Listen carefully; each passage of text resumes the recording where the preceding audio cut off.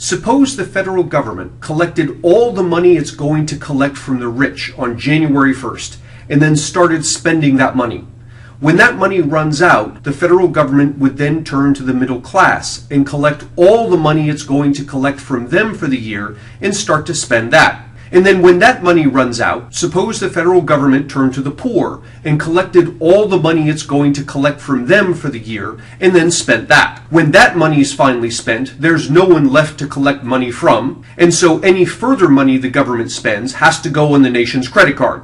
This day that the money runs out, we call deficit day. Let's look at the actual figures for 2013. What we'll be looking at are called federal receipts. That is, all sources of income to the federal government. Income taxes, Social Security taxes, Medicare taxes, capital gains taxes, estate taxes, and all other sources of revenue to the federal government. In 2013, the top 1% of American households paid enough money to the federal government to fund the federal government's operations for about 77 days. This would take the federal government from January 1st to March 18th. So the top 1% have paid their taxes and the government has spent all the money. We now turn to the next richest set of households, from the top 2% to the top 5%. These households pay enough money to fund the federal government for an additional 48 days. This takes us to May 5th. With that money spent, the federal government now turns to the next richest set of households. That's all the households between the top 5% and the top 10%. These households pay enough money to fund the federal government for 33 days. This takes us to June 7. The top 10% of households have paid all the money they're going to pay for the year to the federal government, and the federal government has spent this money. The government now turns to the next richest 10% of households. That's all the households between the top 10% and the top 20%. They pay enough money to fund the federal government for about 43 days. And this takes us to July 21st. Now we pause here for a moment and notice only 20% of households have paid their taxes for the year. And the taxes paid by those 20% of households has funded the government for more than 6 months. We're now at July 21st, we've run out of money, we turn to the next set of households. That's not the middle class, but you might consider them the upper middle class, the top 20 to 40% of households. The top 20 to 40% of households pay enough money to fund the federal government for about 50 days, and this takes us to September 10. The federal government then turns to the middle class.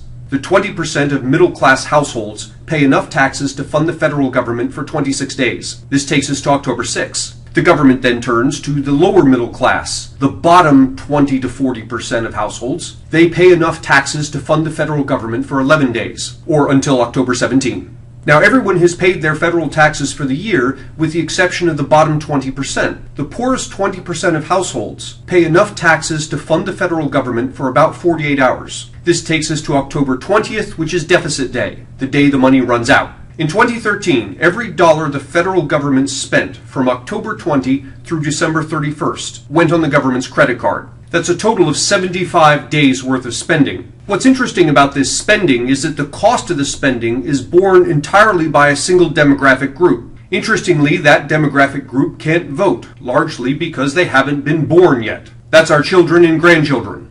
Every dollar of deficit spending today will eventually have to be funded by taxes on our children and grandchildren tomorrow. If the federal government had a balanced budget, deficit day would fall on December 31st. At the stroke of midnight, the federal government would spend the last dollar that it had collected that year in tax revenue.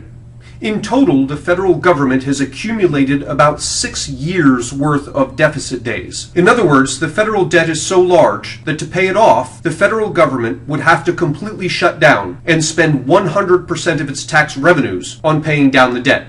And it would have to do that for 6 years in a row.